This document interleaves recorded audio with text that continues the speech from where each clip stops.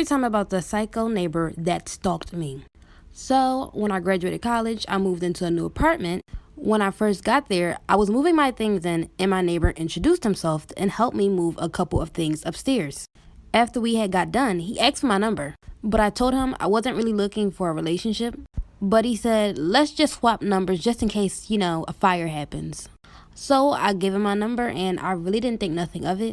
Maybe a week later, he starts knocking on my door and giving me gifts just about every day, like teddy bears and flowers. Then maybe about 2 weeks later, I told him to stop because I wasn't really interested in him. So the next day, I wake up to make coffee and take out trash. When I pass my living room, the teddy bear gift that my neighbor gave me makes a click noise. When I quickly rip the teddy bear open, it's a camera inside.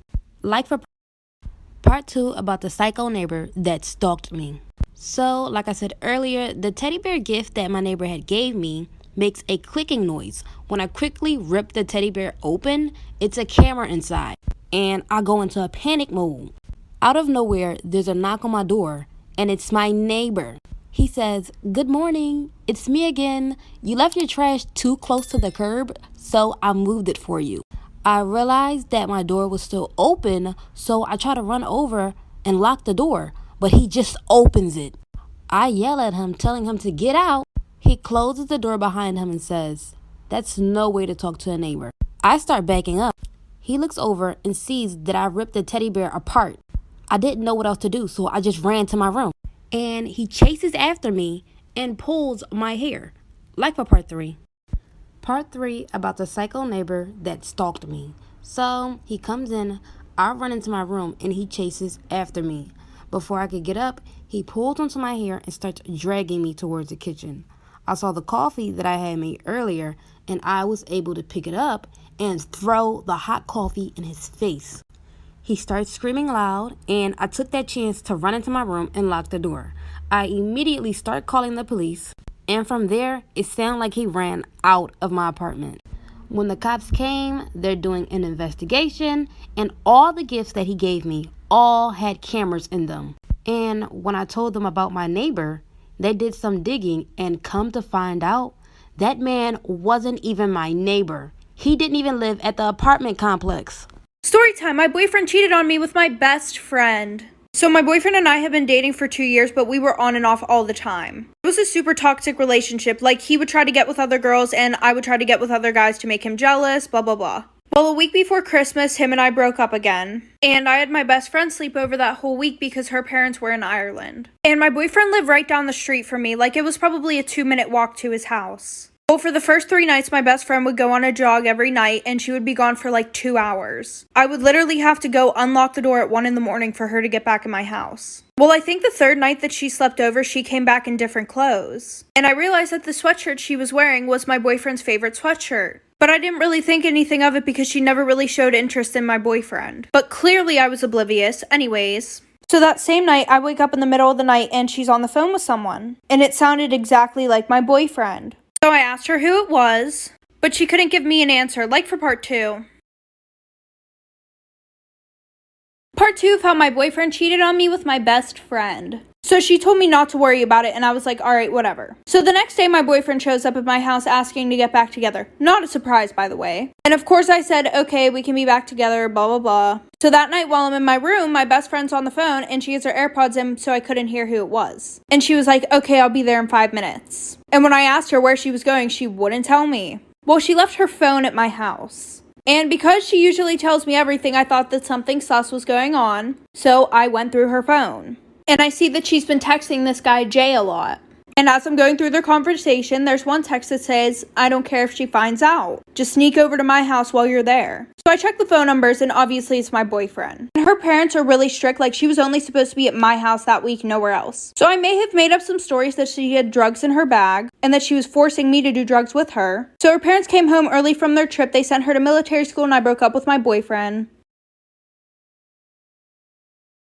Story time about how this one girl bullied me so bad she tried to beat me up, but guess what? The joke was on her because my sister beat her up. I was in 8th grade and I was bullied pretty badly, but this one girl in particular who didn't like me would make my life miserable. This girl was in 10th grade and I was in 8th grade at the time. I didn't defend myself at the time. I was really just scared of everything and everyone because I got bullied so much. And my sister knew that, which is why she was always looking out for me. She always had my back. So the bully, let's call her Jackie. Jackie started leaving me mean notes in my locker. And at the time, I guess I didn't really know if it was her. It could have been many people since I got bullied by many people. And the kids in my class would group around me whenever I would go to open my locker just to see my reaction when I would read the mean things she left in the notes. So for example, she would make fun of my acne and my big lips. But it got so much worse. One day I was walking down the hallway and she comes up right behind me and spills fake blood all over my back, making it look like I had my period. I was mortified, and she did this in front of everyone when we were on break. Then in front of everyone, she says that she's gonna beat me up at lunch and that I better be there, so come back for part 2.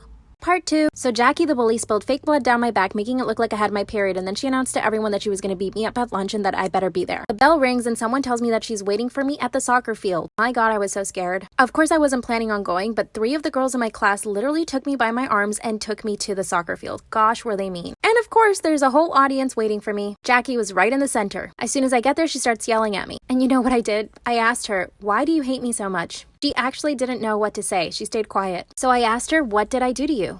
Then she said she saw me on a commercial in our local channel and that it made her really angry. And I said, "Is that all?" Then she said that she didn't like my face either. She starts pushing me backwards. She pushed me a few times and I fell back. She was literally about to kick me when I hear my sister yelling from behind the crowd saying, "Why don't you pick on someone your own size?" The crowd parts and my sister comes through and tells Jackie to leave me alone. Then she tried to kick me again and my sister tackled her to the ground. Come back for part 3.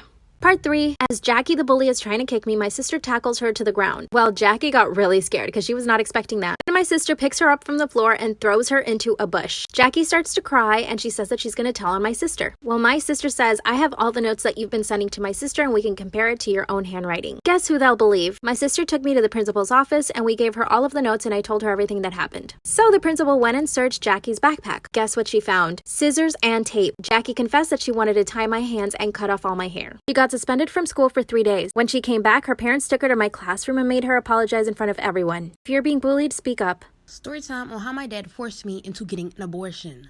And to this day, we still don't speak. So I started dating my boyfriend, Jason, when I was 15. My parents never really minded me having a boyfriend until I got with Jason. He graduated high school, and my dad didn't like the fact that he wasn't planning on going to college. He said that he was wasting his life, but in all honesty, my dad was upset because he was poor, and he felt as though he could never take care of me. There were times when my dad tried to pay him to break up with me, but he'd never take the money. And for me, that was just so embarrassing. Right before my 16th birthday, I found out I got pregnant, and I was kind of happy about it, even though I was still in high school. I've seen plenty of girls making it work. I, of course, told my boyfriend, and we told our family, but my dad wasn't happy about it. About a week later, he told me we were going to the doctors to go see how far along I was. When I get there, I found out I was in an abortion clinic. If you want to know what happened after that, let me know down below in the comments. This is part 2 of how my dad forced me into getting an abortion. So like I said before, my dad lied to me and told me we were going to the doctor to see how far along I was. And when I get there, turns out he sent me to an abortion clinic. I got upset asking what was he trying to do. He explains to me why I shouldn't have the baby. He tells me if I ever have the child, he would never support me and that he will kick me out of the house. And that sooner or later, me and Jason would break up, which he was sort of right about. I felt like at this moment I had no help, and I told my dad I wanted to call Jason. So he gave me a quarter to make a call on the payphone, and he didn't pick up. My dad explains to me that he's not reliable and that this will be the best decision for the both of us. I thought I didn't have a choice, and he manipulated and gaslighted me into getting it, which I didn't know what he was doing at the time, but I got the abortion, and right after, I felt so numb. I couldn't even face Jason, so my dad lied and told him that I had a miscarriage. It's been years since then, and I still have regrets knowing who my child could have been. Story time on how me and my mom walked in on my sister sleeping with my stepdad. Okay, so boom. This was back in 2017. So I was 17 and my sister was 20. And my stepdad was 32. So when I was 16, my sister and I were introduced by my mom to my stepdad. And right off the bat, my sister was very flirty with him. I would always catch them doing things like my sister rubbing my stepdad's muscles and him just standing there loving it. I would try to tell my mom, but she would always tell me that they're just getting along and that they're basically father and daughter. Anyways, this day it was my birthday and me and my mom were gonna have a girls' day. So that meant that my sister and my stepdad were going to be all alone. My mom and I told them that we would be back around 10. So we go to a store to shop, but long story short, I fell and hurt my foot, so we had to go back early. As soon as we get into the house, we hear moaning. I immediately looked at my mom and told her I told you so. As soon as I said that, my mom ran upstairs like the NBA, like for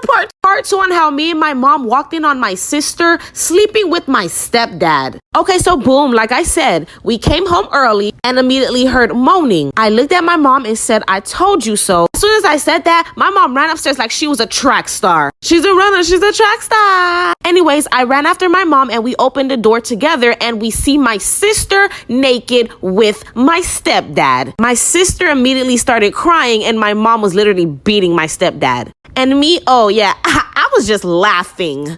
Like, that was not shocking at all. Like, I literally saw it coming. After my mom was done beating my stepdad's ass, he was begging her for forgiveness. And y'all, she forgave him. I was so mad that I called the cops. But then the cops told me that it wasn't an emergency, so they hung up on me. So I was even more fed up. So I decided that I was going to beat my stepdad's ass, but 100 times worse than my mom did. Then I did it to my sister, and it gets worse. Like for part 3. Part 3 on how me and my mom walked in on my sister sleeping with my stepdad. Okay, so boom, like I said, I was beating my stepdad's ass and then I was beating my sister's ass. Because I was so mad that my mom literally forgave this man for sleeping with her daughter. And my sister was literally always trying to sleep with my stepdad. Like she was sick. They all were sick. So I called my biological dad and I told him everything. Then he came over and then he gave my stepdad a real ass whooping. My sister actually lost her V card to my stepdad. And y'all, she got pregnant. I didn't want anything to do with that baby and no one else in the family wanted anything to do with that baby. So my sister ended up giving the baby up for adoption. And shortly after she gave birth, she went to jail, as she should, where she belongs. And so does my stepdad. Look, y'all, not all family is good family. They could be crazy and nasty. Goodbye.